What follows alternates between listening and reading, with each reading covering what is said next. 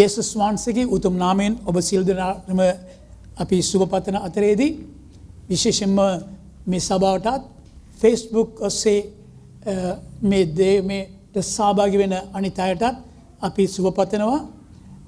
මම විශ්වාස කරනවා ගිය සතිය ඔබ සවන් දුන්නා වූ දෙවියන් වහන්සේගේ වචනේ ඔබට ආශිර්වාදයක් වෙලා ඇති කියලා. අද දින මම දෙවෙනි කොටසට යන්න යනවා. අපගේ මාතෘකාව නම් ගිය සති මම කිව්වා බූරුවාට පහර දෙන්න එපා. ඒකයි අපගේ මාතෘකාව. සමහර විට ඔයගලන් හිතනවා ඇති මේ අමුතු මාතෘකාව කියලා. කොටසෙන් කොටස යනකොට ඔයාලට තේරුම් ගන්න පුළුවන් මම මොනවද කතා කරන්න යන්නේ කියලා. අද දින තව පොඩක් පැහැදිලි වෙයි. හැමෝම කියන්නේ බූරුවාට පහර දෙන්න එපා. right? දැන් අපි ගිය සතියේ බැලුවා මේ මාතෘකා යටතේ අපි බැලුවා මනුෂ්‍ය දෙදෙනා ගෙනත් ඊට පස්සේ බූරුවා ගෙනත් අපි බැලුවා. ඒ කියන්නේ බාලම් ගෙනත් බාලක් කියනා වූ රජතුමා ඒ දෙදෙනාගේ ජීවිතය අපි බැලුවා. බූරුවාගේ ජීවිතයේ තිබෙන ගුණාංගය ගැන පොඩ්ඩක් බැලුවා. ඒකෙන් අපි බලාගත්තු කාරණාව තමයි පළමුවෙන්ම මුරණ්ඩුකාරකම බූරුවාට තිබෙනවා. ඉතින් ඇත්තටම මම කතා කළේ දේව සේවයෙන් යෙදෙන අය. right? ඉතින් ඒ දේව සේවය කියලා කියනකොට පස්සාකාර සේවයේ පමණක් නොවේ. සභාවේ නැත්නම් දෙවියන් වහන්සේගේ රාජ්‍යයේ යම්කිසි දෙයක් දෙවියන් වහන්සේගේ රාජ්‍ය ගොඩනගෙන පිණිස අපි ක්‍රියාත්මක වෙනවා නම් අපි සියලු දෙනාම දේව සේවයේ ඉන්නවා. ආමෙන්. ඉතින් දේව සේවයේ ඉන්න අය මම ගිය සතියේ කියන පැහැදිලි කළා විශේෂයෙන්ම බූරුවාගේ ස්ථානයෙන් අපි ඉන්න ඕනේ. මේක විස්තර කරන්න මට නැවතරක් කැමති නැහැ. මොකද ටික වෙලාවයි මට තියන්නේ දීලා තිබෙන්නේ. ඒ ටික වෙලාවකින් නැවත වරක් මට කියාගෙන යන්න බෑ. පසුගිය ගිය සතියේ දේශනාවට එමුකන් නොදොපය කරුණාකර YouTube එකට ගියා නම් නැත්නම් Facebook එකට ගියා නම් අපේ අනිවාර්යයෙන්ම ඒක ලබා ගන්න පුළුවන්. ඉතින් දෙවෙනි කාරණාව යටත්භාවය. යටත්භාවය කරුණාකර කියන්න බලන්න මේ පදේ තියෙනවා දන්නේ කොලොස්සි පොතේ 3 වෙනි පරිච්ඡේදයේ 12 වෙනි පදේ සිට 14 වෙනි පදේ දක්වා. කොලොස්සි 3:12 සිට 14 දක්වා. කොලොස්සි 3 වෙනි පරිච්ඡේදයේ 12 වන පදේ සිට එබැවින් දෙවියන් වහන්සේගේ ශුද්ධ වූ ප්‍රේමවන්ත වූ තෝරාගත් වුන් මෙන් දයාබර හිතක්ද ගුණවන්තකමද යටත්කමද මෘදුකමද ඉවසිලිවන්තකමද පැළඳගෙන එකිනෙකා ගැන ඉවසමින් යමෙකුට විරුද්ධව යමෙකුගේ කාරණයක් ඇතනම් එකිනෙකාට කමා වෙන්න. ස්වාමින් වහන්සේ නුඹලාට කමා වූවක් මෙන් නුඹලාත් කරන්න. මේ සියල්ලට උඩින්. right. මෙතන බලනවා මම දැන් කතා කරන්නේ බූරුවාට තිබෙන්නා වූ ගුණාංගය ගැන. ඒක ගුණාංගය තමයි අපි බැලුවා ගිය සතියේ මුරණ්ඩුකාරකම. ඒ ගැන මම විස්තර කරනවා අදත් තව පොඩ්ඩක් වැඩි දුරට. දෙවෙනි එක තමයි මෙතන කියා තිබෙනවා දෙවියන් ප්‍රේමවන්තව තෝරාගත් වුන් මෙන්. right? දයාබර සිතකින්ද ගුණවන්තකමින්ද යටත්කමින්ද. right? යටත්කම පැළඳ ගන්න කියලා කියා තිබෙනවා. ඉතින් ඒ වගේම තව පදයක් කියමු. යාකෝබ 4:6. යාකෝබ 4:6. යාකෝබ 4 වන පරිච්ඡේදයේ 6 වන පදය. නමුත් උන්වහන්සේ වඩා කරුණාව දෙනසේක. නමුත් උන්වහන්සේ වඩා කරුණාව දෙනසේක. ඉන් නිසා දෙවියන් වහන්සේ උඩඟුවන්ට විරුද්ධව සිට යටහතුන්ට කරුණාව දෙනසේකයි ලියවිල්ල කියන්නේය. පේනව නේද? උඩඟු අයට මොනව වෙන්නේ? විරුද්ධයි. දෙවියන් වහන්සේ විරුද්ධයි. අපගේ උඩඟුකම නිසා ඕනම දවසක ඕනම කාරණා උදෙසා අපට අවශ්‍ය නැ උඩඟුකම. ඒක හොඳ දෙයක් නොවේ. උඩඟුකම තියෙන අයට දෙවියන් වහන්සේ විරුද්ධ වෙනවා. නමුත් යටත් භාවයෙන් ඉන්නවා නම් යටත්කම අප තුළ තිබෙනවා නම් අනිවාර්යෙන්ම මොන ලැබෙන්නේ? දෙවියන් වහන්සේ කරුණාව. දෙවියන් වහන්සේ කරුණාව ලැබෙන අයට හැම දෙයකින්ම සාර්ථක වෙනවා. ඒකයි ඒක දින රාස. ඉතින් සමහර විට සතයකට ප්‍රයෝජන නැති කාරණා උදෙසා අපි උඩඟුකම ඉන්නවා. සමහර විට උඩඟුකමට කාරණා බෝ තිබෙනවා. ඒ කාරණා බෝ කියලා කියනකොට සමහරට සල්ලි තිබෙනවා නම් මුදල් තිබෙනවා නම් ආර්ථික පැත්ත දියුණු වෙනවා නම් උඩඟුකම එනවා. ඒ වගේම දිලුඳුකම ඉන්න අයටත් උඩඟුකම තියෙනවා. නැතුව නෙමෙයි. අපි කියන්නේ ඒගොල්ලෝ හරි ආඩම්බරයි කියලා. නමුත් ආඩම්බරයි කියලා ඒගොල්ලෝ එළියට පෙන්නුවාට දිලුඳුකම ඉන්න අය එළියට පෙන්වන්නේ හදවතේ තිබෙන උඩඟුකම. මට මතකයි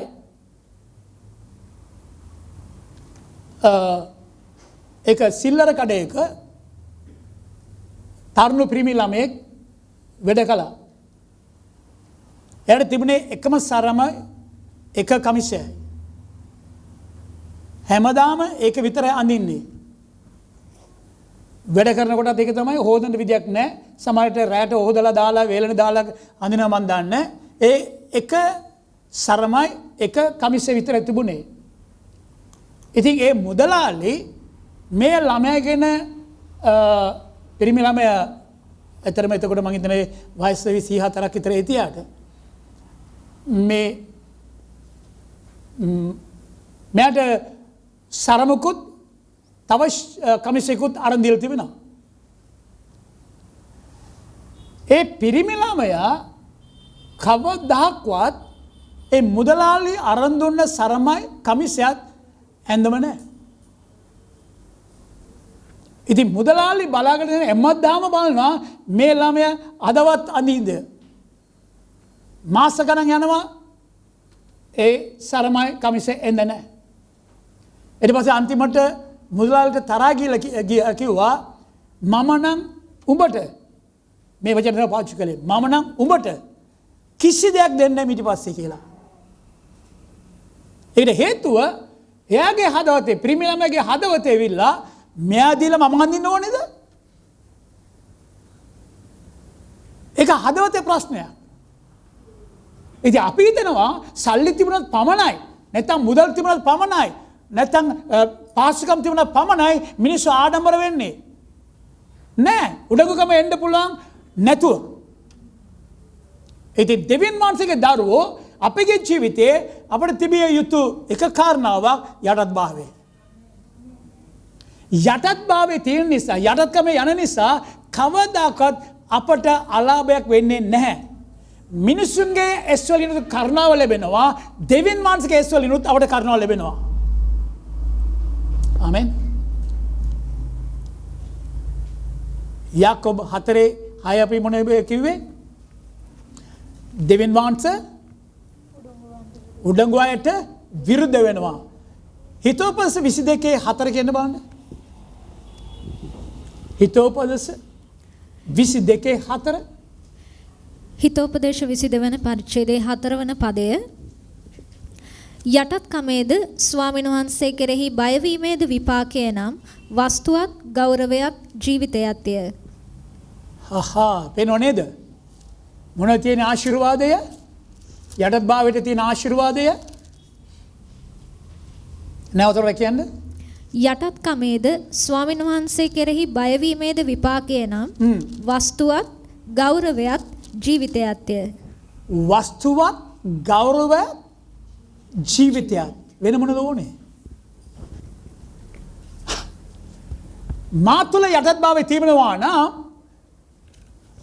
මට ජීවිතය ලැබෙනවා.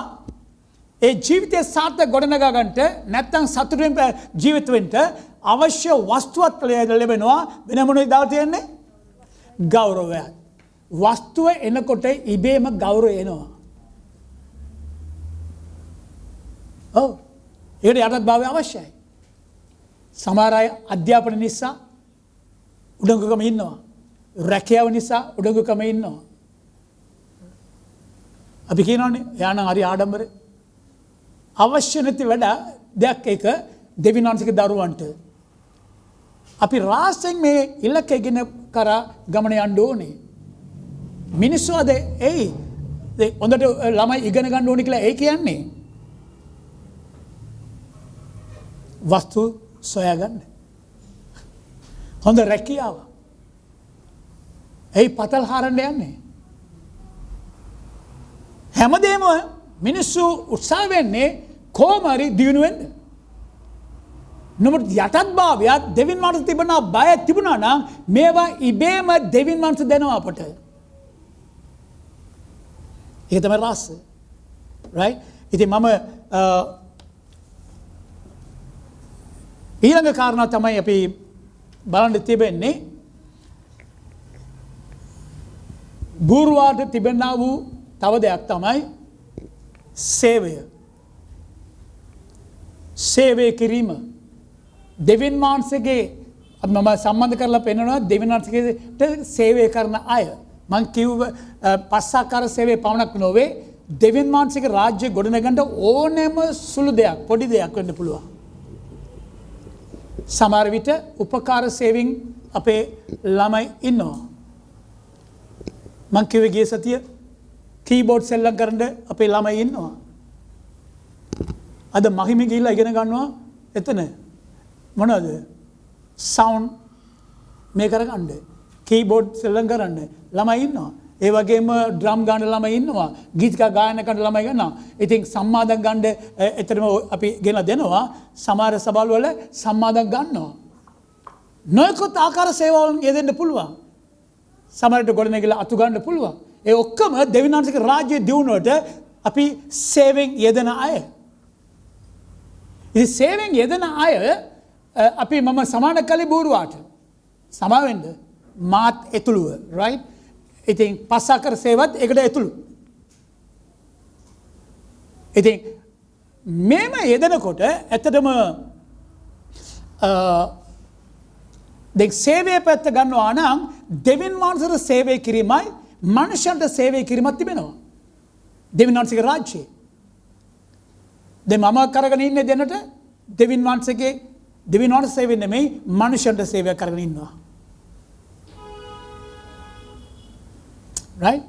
ඉතින් කොහොමද සේවය පැත්ත? දැන් බයිබලයේ පදයක් තියෙනවා මේම. දෙවියන් වහන්සේගේ කැඳවීම ලබාගත්තු අය යම් කිසි සේවාවකට කැඳවීම ලැබපු අය ඒක සුළු කොට සලකනවා නම් සාපලද්දොය කියලා.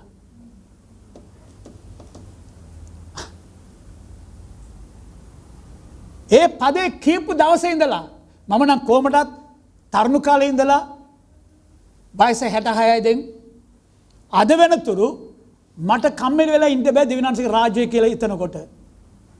මුල්ලකට වෙලා ඉන්න බෑ. අර කැඳවීම බර. right? යේසුස් වහන්සේ මුණ ගැසෙනකොට දෙවියන් වහන්සේගෙන් මට අහන්න කැමති නෑ අනේ කම්මැලි සේවකයා එන්න මගේ රාජ්‍යයට කියලා. ඔව්. විශ්වාසවන්ත දාසය. අපගේ කැඳවීමට විශ්වාසවන්ත සිටින්න ඕනේ. ඒ කැඳවීම පමණක් නොවේ ඒ කැඳවීමට අදාළ ඒ කියන්නේ ඒ කැඳවීම අපි උනන්දුවෙන් හදවතට අරගෙන ඒක ක්‍රියාවට දාන්න ඕනේ. ආත්ම දිනාගෙන සේවය වෙන්න පුළුවන්. ඕනම දෙයක්. අපි කොපමණ විරුද්ධද දෙවියන් වහන්සේගේ රාජ්‍ය දිසා කැපවලා වැඩ කරන්නේ. බූරුවා කවුරු හරි ස්වාමියා දැය බලලා කියයිද අද නම් මට පොඩ්ඩක් වැඩ තියෙනවා වෙන දවසක් මාව එක්කගෙන යනවා කියලා කියයිද? නැත්තම් මට නම් වෙලාව නැහැ අද ස්වාමියා ඔබ ගිහිල්ලා ඔබතුමා ගිහිල්ලා එන්න කියලා කියයිද? බූරුවා සමහර විට කියයිද අද නම් පොඩ්ඩක් වහිනවා මම ගෙදරට වෙලා පොඩ්ඩක් ඉන්න මට කැමති කියයිද? මේ ඔක්කොම කැඳවීම ලබාගත්තු කකුල් දෙක තියෙනා වූ බූරුවෝ කියන දේ කතාවක්. සේවා වලට කැඳවීම ලබාගත්තු අය දෙන නිදහසට කරුණු. නමුත් සැබෑ බූරුව ඇවිල්ලා කවදාකවත් නිදහසට කරුණු දෙන්නේ නැහැ.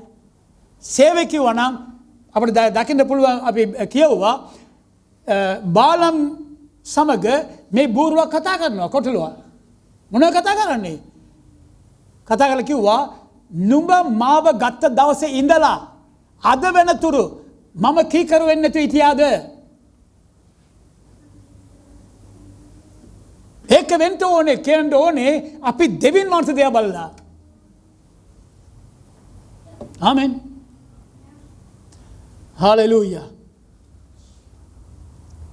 ඊළඟ කාරණා තමයි කීකරු වීම. ඒකත් බූරුවට තිබෙනා වූ ගුණාංගය. කවදාකවත් මුරුණු කරන්නේ ස්වාමියාට විරුද්ධව. අන්තිම කාරණාව තමයි සමාදානය. බූරුවා ගැන කතා කරනකොට බෝස්ථානවල කතා කරනවා සමාදානය ගැන. බයිබලයේ කියා තිබෙනවා සමාදානයේ කුමරෝ. යේසුස් වහන්සේ ඒ බූරුවාගේ පිටිපස්සේ ගියේ. අර කියන්නේ කොටලුවා කියලා බයිබලයේ කියා තිබෙනවා. නැගලා ගියා. ඉතින් මම කියන්නේ ආවේ ඉතින් සේවය කරන අය මේක සමහර විට වැරදි විදිහට ගන්න පුළුවන්. මේ ගුණාංගය මම ගත්තේ අපට ඒ ගුණාංගෙ තිබිය යුතුයි. ආමෙන්. අද විශේෂයෙන්ම ඔබ සමග කතා කරන මම බැලුවේ තව කාරණාවක්. බයිබලයේ කියා තිබෙනවා ආලේප ලබාගත්තු අයව අත්යෙන් දෙපා කියලා. කියමු බයිබලයේ. ගීතාවලිය 105:11 සිට 15 දක්වා. ගීතාවලිය 105:11 වන පදයේ සිට නුඹලාගේ උරුම කොටස වූ කානාන් දේශය නුඹට දෙන්නෙමි කියා ඔවුන් ගණනින් ස්වල්පව එසේය ඊතා ස්වල්පව එහි විදේශීව සිටියේදී ඔවුන්ට කීසේක. ඔහු ජාතියකින් ජාතියකටත් එක රාජ්‍යයකින් තවත් සෙනගක් වෙතටත් ගියෝය. උන්වහන්සේ ඔවුන්ට අයුත්තක් කරන්නට කිසිවෙකුට අවකාශ නොදුන්සේක. එසේය ඔවුන් ගැන රජුන්ට තරවටු කරමින් මාගේ අභිෂේක ලද්දවුන්ට අත නොගස්සව්. මාගේ අනාගත වතුරුවරුන්ට හිංසා නොකරව් යයි කීසේක. වෙන නේද? හොඳට බලාගන්න දෙවියන් වහන්සේ තදට ඒ කියන්නේ තරවටු කියනවා අපට මාගේ අභිෂේක ලද්දවුන්ට අත නොගසව.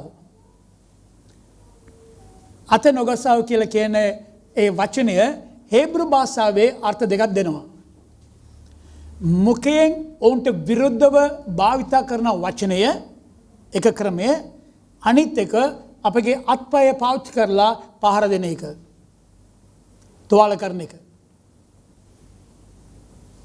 දෙවියන් වහන්සේ කෙනෙක්ව අභිෂේක කරලා තිබෙනවා නම්, ආලේප කරලා තිබෙනවා නම් ඒ පුද්ගලයාට අපට කියන්නේ ඒ පුද්ගලයාට විරුද්ධව අපගේ මුඛය විවෘත කරලා වචනය කතා කරන එක වැරදි.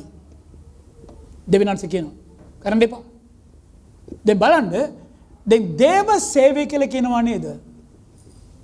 ඒ දේව සේවය කරන අය කාටද සේවය කරන්නේ? නැත්නම් මේව කියමු. ඒගොල්ලන් කාගේ සේවකයෝද? පස්සාකර සේවය වෙන්න පුළුවන්. නැත්නම් වෙන සුළු කීප විදිහට අනිත් සේවයක වෙන්න පුළුවන්. ඒගොල්ලන් සේවය කරන්නේ කාටද?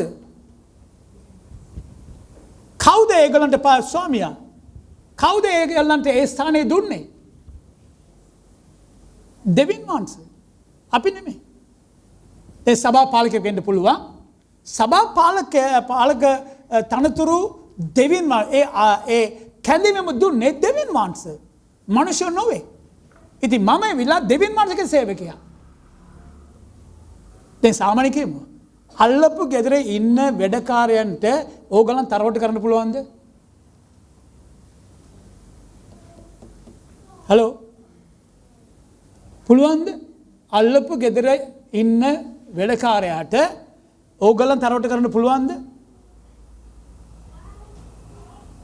නැත්නම් වැරදි හල්ලන්න පුළුවන්ද? බනින්න පුළුවන්ද? බෑ.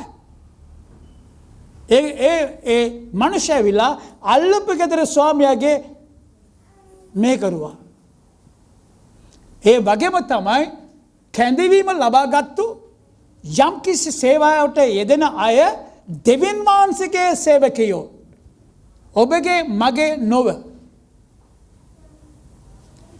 ඉතින් ඒ නිසා අපට කිසිම අයිතියක් නැහැ තව කෙනෙකුට වැරදි කියන්න, බනින්න. ආමෙන්. ඒක දැනගන්න ඕනේ. මෙතන කියා තිබුණා අභිෂේක ලබාගත්තු අයට අත්යෙන් යන්න එපා. මාසම පෙරලන තව පදයකට 2 කොරින්ති 1:20 සිට 22 දක්වා. 2 කොරින්ති 1 පළවෙනි පරිච්ඡේදයේ 20 සිට 22 දක්වා. දෙවන කොරින්ති පළවන පරිච්ඡේදයේ 20 වන පදයේ සිට මක්නිසාද දෙවියන් වහන්සේගේ පොරොන්දු කොපමණ වුණත් උන්වහන්සේ තුල එසේ කියාවේ. එහෙයින් අප කරුණ කොටගෙන දෙවියන් වහන්සේට ගෞරවය පැමිණෙන පිණිස උන්වහන්සේ කරුණ කොටගෙන ආමෙන්ය කියාත් වේ. ඉදින් නුඹලා සමග අප ක්‍රිස්තුස් වහන්සේ තුල ස්ථීර කරන්නේත් අප ආලේප කළේත් දෙවියන් වහන්සේය.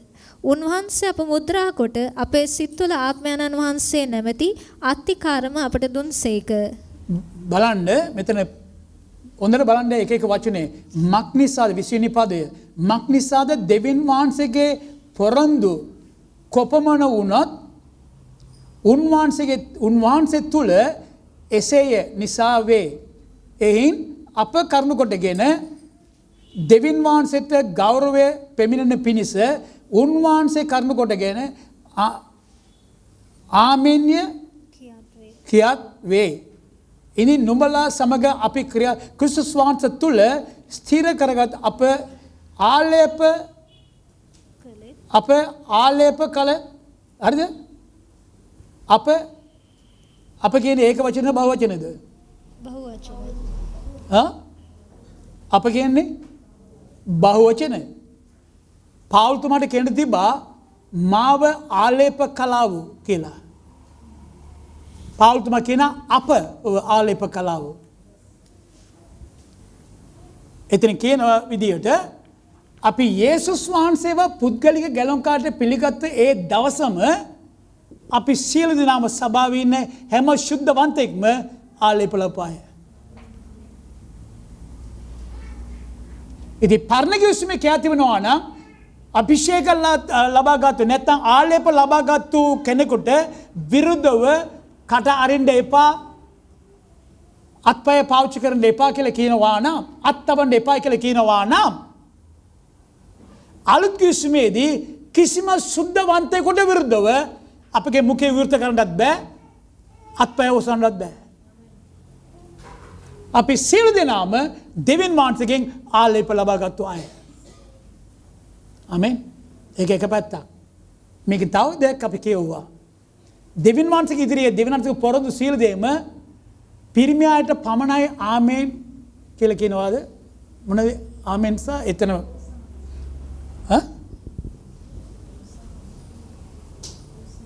එසේ උන්වහන්සේ කරුණු කොටගෙන ආමෙන් කියාත් වේ කියලා. right? මම අහන ප්‍රශ්නේ විල්ලා දෙවියන් වහන්සේගේ පොරොන්දු බයිබලයේ කියලා දීලා තිබුණා ගණනාවක්. ඒ පොරොන්දු සීල දෙම පිරිමි අයට පමණක්ද අයිති නැත්නම් කාන්තා පක්ෂයටත් අයිතිද? දෙගොල්ලන්ටම හා? හැමෝටම අයිති. සීල දෙනාටම. දෙවියන් වහන්සේ තරතර බලනවා දෙවියන් වහන්සේ නොවේ. ඉතින් මම කතා කළේ ගිය සතියත් සේවය පැත්ත ගන්නකොට කාන්තාවන්ට ඉඩ නැහැ.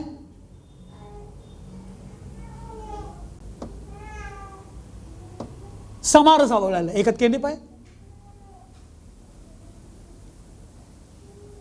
ඒ කියන්නේ දැන් මං මේක පාවිච්චි කරන අනිවාර්ය අවශ්‍යයි. රයිට්? මේක උදාහරණයක්. මට පැහැදිලි කරන්න කැමති මේක පොඩ්ඩක් විස්තර කරන්න මම දන්නේ මේක මනසට ආවා. දැන් ගම්මු මම ආන ප්‍රශ්න වලට රොඩ්නි නීලවෙනි උත්තර දෙන්න පුළුවන්. රයිට්? හොඳට ආගන්න. රොඩ්නි ගැලවෙනව ලබලාද? ඔව්. ඔයගේ නෝනා ගැලවෙනව ලබලා. ඔය වතුර බෝතල් මරන් තියනවද? නෝනා? ඔව්. හොඳට ආගන්න බලන්න. රොඩ්නි සුද්ධාත්ම ලබලා ඉන්නවද? ඔව්. නෝනා? සැක තියනවද? නෑ.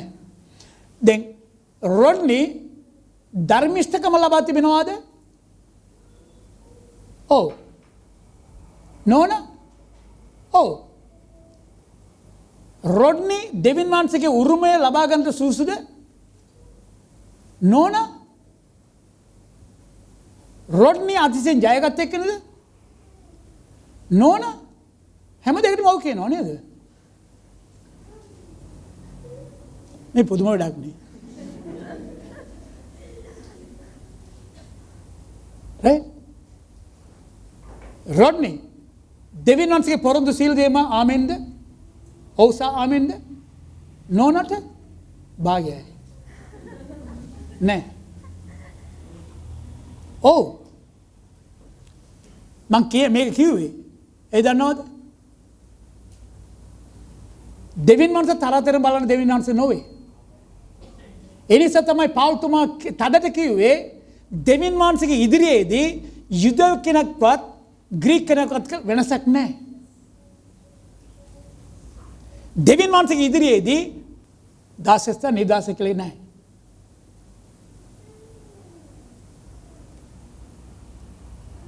දෙවියන් වහන්සේ ඉදිරියේදී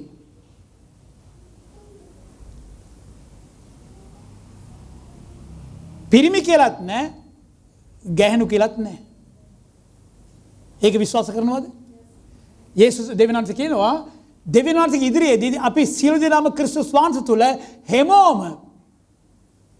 හැමෝම එකයි කියලා. තේරුම් ගත්තද?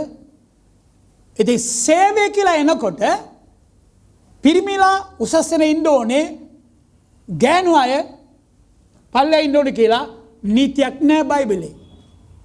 ඒක සබාවල් වල දාගත්තු කාරණාවක්. ආගමික ආත්මේ තියෙන අය දාගත්තු අය, පරිසවරුන් සහ සදිසවරුන් දාගත්තු අය.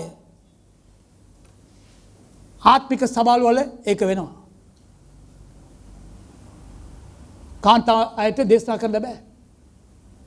රාත්‍රී භෝජන දෙන්නත් බෑ. බෞසිස්ම දෙන්නත් බෑ. ඒක ඔක්කොම පිරිමියාට අයිති. ඒගොල්ලෝ උසස් මට්ටමේ ඉන්නේ. මං කියන්න යක්ෂයාට ගෑනු අයට තිබුණා වූ ඒ කියන්නේ හැම වෙලෙම යක්ෂයා වැඩ කරන්නේ කාන්තා පක්ෂයට විරුද්ධව. ඒකට අපේ පාලකවරුන් උදව් කරනවා. ඒක වෙන්නේ සබාවල් වල. දෙවියන් වහන්සේ ඉදිරියේ පිරිමි කියලා, ගෑනු කියලා, නැත්නම් ස්ත්‍රී කියලා, පුරුෂය කියලා වෙනසක් තිබුණේ නැත්නම් මේ සබාව ගොඩනගෙන්නට පුළුවන්. වර්ධනය වෙයි. ඒකට බාධා කරන තමයි මේ වෙනස්කම ගෙනාවේ සබාවල් තුල. මට මතකයි ඒ කාලේ මම ගෙලෙන ලපු කාලේදී මම ගෙලෙන ලවට කලින් පොක් පිටියේ මම ගෙලෙන ලබපු සභාවේ කාන්තාවරුන් දෙදෙනෙක් හිටියා සේවය කරගෙන. රාත්‍රී භෝජන දෙන්න කොළඹේ ඉඳලා පිරිමි කෙනෙක් එන්න ඕනේ ආරේ. ඒක තමයි නීතිය. සභාවේ නීතිය. මේ වෙනස්කම නිසා. ඉතින් ඒ නිසා මම කියන්නේ කවදාකවත් දෙවියන් වහන්සේ තෝරාගත්තු කෙනෙක් ඉන්නවා නම්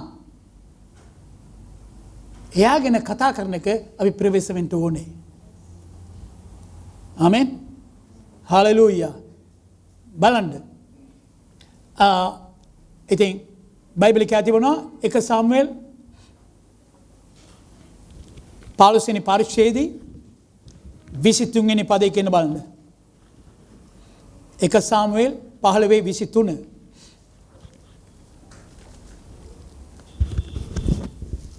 පළවන සාමුවෙල් 15 වන පරිච්ඡේදයේ 23 වන පදය මක්නිසාද කැරලිකාරකම පේනකීමේ පාපයටත් මොරණ්ඩුකම දේවතාවන් හා රූප ඇදහිීමටත් සමානය. නුඹ ස්වාමින් වහන්සේගේ වචනය පහ කළ නිසා උන්වහන්සේත් නුඹ රජකමෙන් පහ කළසේකයි කීවේය. බලන්න මෙතන කියා තිබුණා මක්නිසාද කැරලිකාරකම පේනකීමේ පාපයටත් මොරණ්ඩුකම දේවතාවන් හා රූප ඇදහිීමටත් සමානය. නුඹ ස්වාමින් වහන්සේගේ වචනය පහ කළ නිසා උන්වහන්සේ නුඹ රජකමෙන් පහ කළන සේකයි කිවේය.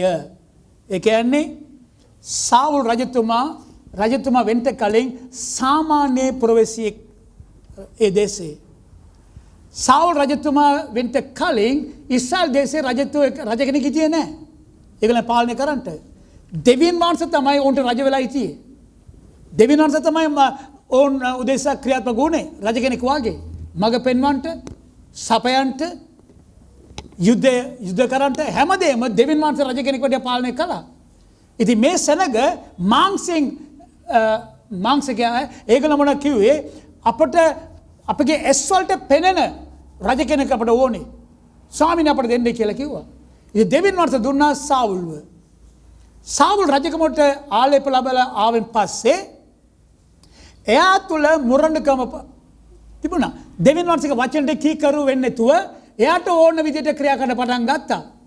එක අවස්ථාවකදී අමලිකවරුන්ට විරුද්ධව යුද්ධ කරන්න ගිහිල්ලා දෙවියන් වහන්සේ සාමුවෙල් අනාගතවතුරු තුලින් කතා කරලා කිව්වා අමලිකවරුන්ට විරුද්ධව කියලා යුද්ධ කරලා ඒ ඉන්න හැමෝම රජතුමා පටන් පුරවැසිය හැමෝම පිරිමි කාන්තා ළමයි හැමෝම විනාශ කරලා ඒගොල්ලෝ සතුරාපට විනාශ කරලා සත්තු පවා එකෙක්වත් පණ පිටින් තියන්න එපා හැමදේම විනාශ කරලා එන්නේ කියලා දෙවියන් වහන්සේ කිව්වා. මණ්ඩ අමලිකරු වරුණ ඇවිල්ලා දෙවියන් වහන්සේ විරුද්ධව ක්‍රියා කරපු අය. ඉතින් දෙවියන් වහන්සේ ඒ මොහොතේදී පණිඩි කියලා යවුවා. ඇත්තරම සාවුල් රජතුමා ගිහිල්ලා යුද්ධෙන් ජය ගත්තා. ජය අරගෙන ඊට පස්සේ රජතුමාව පණ පිටින් ගෙනාවා මේ. ඒ විතර නෙමෙයි ඒ තිබුණා වූ සාරවත්කම ඒ කියන්නේ හොඳ බැටළුවෝ ඔක්කොම මේ ඒ යුද්ධෙන් ජයගත්තන් පස්සේ ඒ තිබුණා වූ හොඳ හරක් එළුවෝ ඕනම ඒ කියන්නේ ඒගොල්ලෝ ඔක්කොම උස්සගෙන ආවා මේගොල්ලන් ඒකේ සතුරු වෙන්න පුළුවන් කියලා.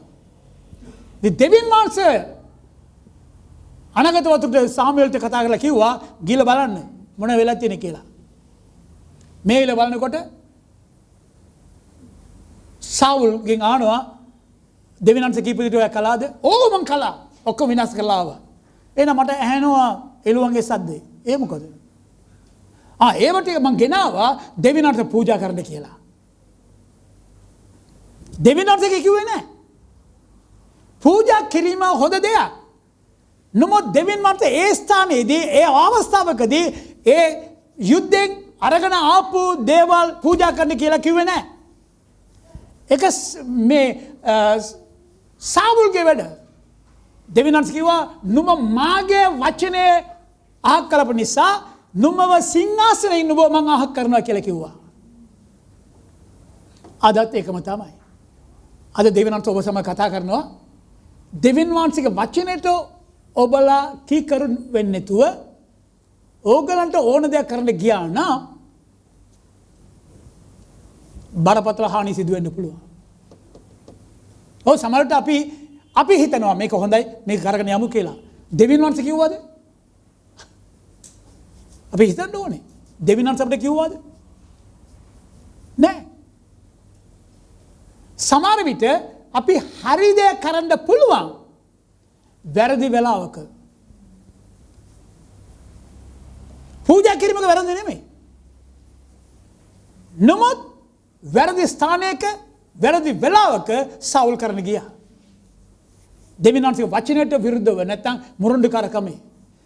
ඒ නිසා තමයි දෙවියන් වහන්සේ කිව්වා නුඹ කීකරුනේ නෑ මගේ වචනෙට. ඒ විතර නෙමෙයි. එයාගේ තත්ත්වය ආලේපේ නැතුව යනවා. ඊට පස්සේ දෙවියන් වහන්සේ මොන කරන්නේ?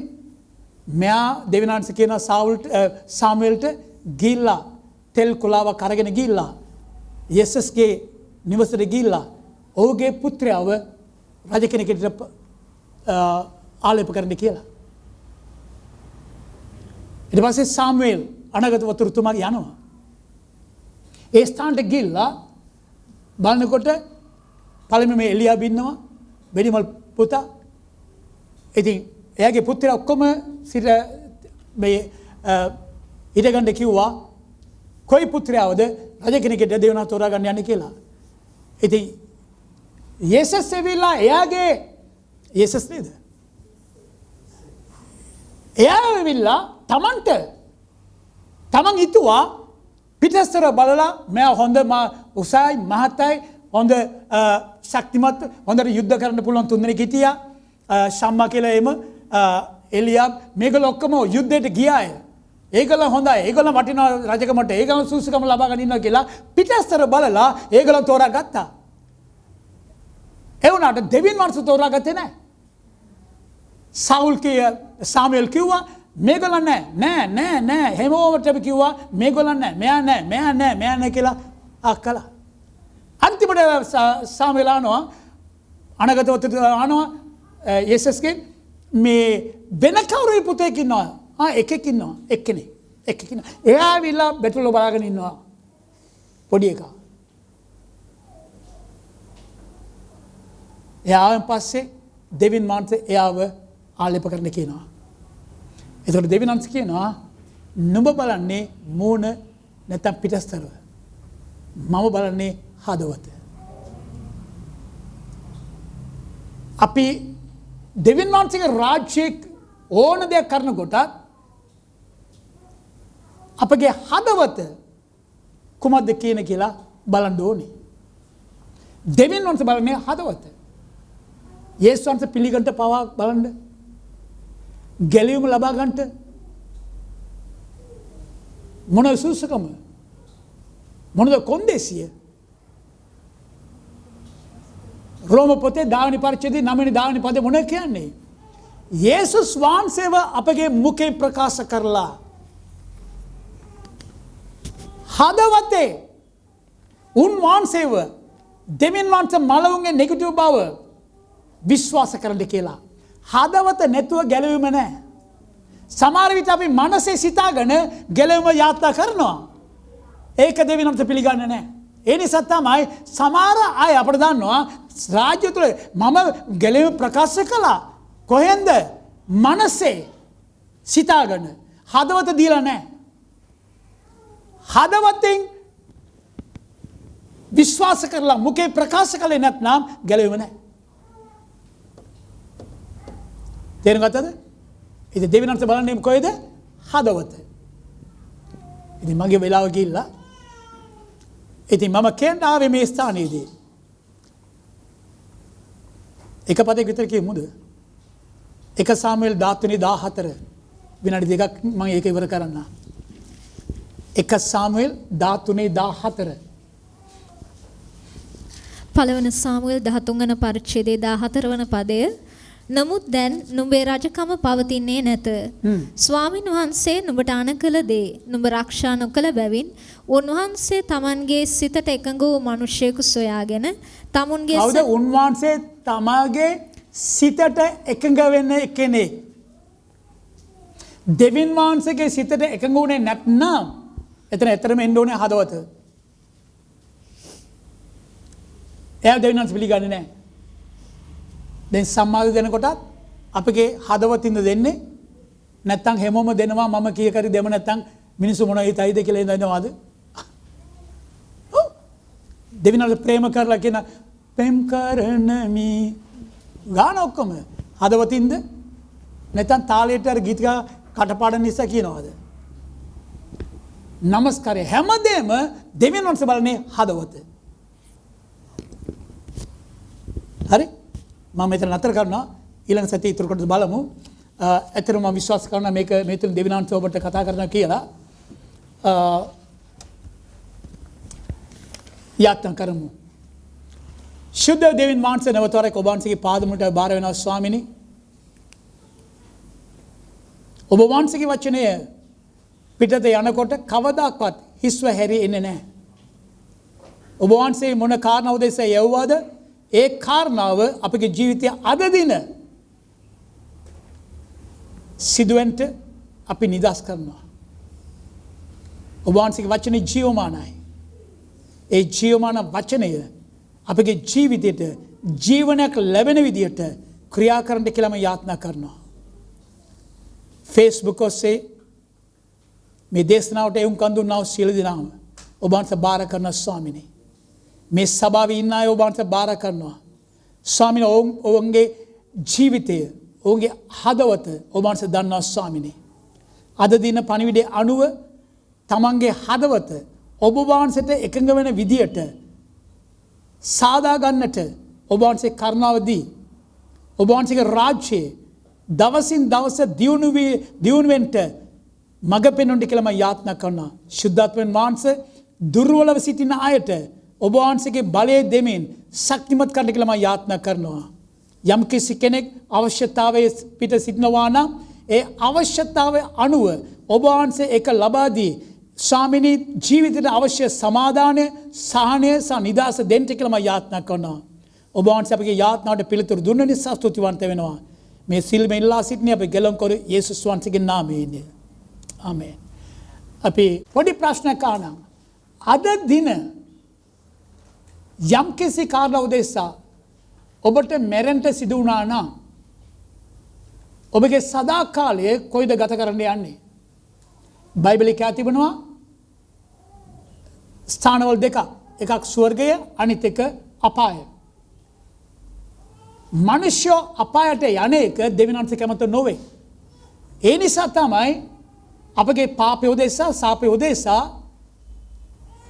යේසුස් වහන්සේ මේ පොළොවට එවිත් කුරිසිපත් වී අපි විඳින්න ඕන දඬුවම යේසුස් වහන්සේ ලබාගෙන දෙවියන් වහන්සේ අපට මාර්ගය සාදා දුන්නා. අද දින ඔබ දෙවියන් වහන්සේගේ දරුකම ලබාගෙන සදාකාල ජීවනය ලබාගෙන ආශිර්වාදයෙන් ජීවත් වෙන්න ඕනේ නම් අදම ඔබගේ ජීවිතය යේසුස් වහන්සේට බාර දෙන්න. විශේෂම මේ සභාවේ ඉන්න අය කවුරු ඉන්නවද ඒ වගේ Facebook ඔස්සේ බලාගෙන ඉන්න අය ඔබටත් මේ පණිවිඩ මම දෙනවා. මම දැන් කෙටි යාත්නාවට මඟ පෙන්වන්න යනවා. ඔබ ගැලවීම ලබලා සිටියේ නැත්නම් දෙවියන් වහන්සේගේ දරුකම ලබලා සිටියේ නැත්නම් මේ යාත්නාව මා සමග කියන්න. හදවතින් කියන්න.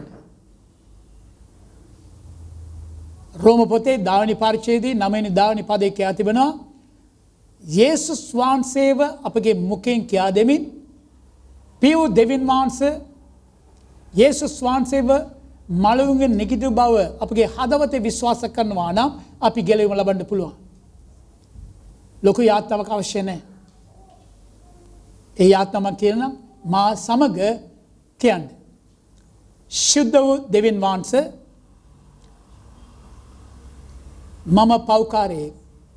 මගේ පාපය උදෙසත් සාපය උදෙසත් ඔබ වහන්සේ කල්වාරි කුරුසියේ පූජා වුණ බව මම විශ්වාස කරමි. යේසුස් වහන්සේ මම විඳින්න ඕන දඬුවම ඔබ වහන්සේ විඳපු නිසා ඔබ වහන්සේ ස්තුතිවන්ත වෙනවා. මේ මොහොතේ යේසුස් වහන්සේ මගේ දෙවියන් වහන්සේ බවටත් ගැලවුම්කාරී බවටත් ස්වාමීන් වහන්සේ කියාත් මම ප්‍රකාශ කරමි. ඒ සමගම මගේ හදවතේ මම විශ්වාස කරනවා පියවු දෙවියන් වහන්සේ යේසුස් වහන්සේව මළුවෙන් නැගිටු බව. මේ යාත්නාවට ඔබ වහන්සේ උත්තර දුන්න නිසා ස්තුතිවන්ත වෙනවා. මම විශ්වාස කරනවා මම නැවත ඉපදී ඉවරයි කියලා. මම දෙවියන් වහන්සේගේ දරුකම ලබලා සිටින්නේ. මේ මොහොත පටන් යක්ෂයාට මගේ ජීවිතයේ කිසිම අයිතියක් නැහැ. මේ යාඥාව මම යේසුස් වහන්සේගේ නාමයෙන් කරනවා. ආමේන්. මේ යාඥා කරලා තියෙනවා නම් ඔබගේ ආත්මික ජීවිතයේ ගොඩනගා ගන්නට කරුණා කර ළඟ තිබෙනා වූ ආත්මික සභාව තිබෙනවා නම් සහභාගී වී ඔබගේ ආත්මික ජීවිතය ගොඩනගන්න පුළුවන්. ආත්මික සභාව කියලා කියන්නේ ආත්මෙන් සහ සැබෑකමින් නමස්කාර කරන සභාවක් වෙන්න ඕනේ. දෙවියන් වහන්සේගේ වචනය පැහැදිලිව උගන්වන්න පුළුවන් සභාවක් වෙන්න ඕනේ. ඔබට සොයාගන්න බැරි නම් කරුණාකර පාත තිබෙන ලිපිනය සමග අපත් සමග සම්බන්ධ වෙන්න අපට පුළුවන් ඔබට උපකාර වෙන්න. ඒ වගේම ඔබ කොළඹ දිස්ත්‍රික්කයේ නැත්නම් ගම්පහ දිස්ත්‍රික්කයේ ඉන්නවා නම් ඔබට පුළුවන් අපගේ දේමයේ සහභාගී වී ආත්මික ජීවිතය ගොඩනගා ගන්නට. එපමණයි යේසුස් වහන්සේ ඔබට ආශිර්වාද කරයි. නැවත වාරයක් ලබන සතියේ මේ වෙලාවදී තවත් කොටසකට අපි සවන් දෙන්න පුළුවන්. යේසු පිටයි.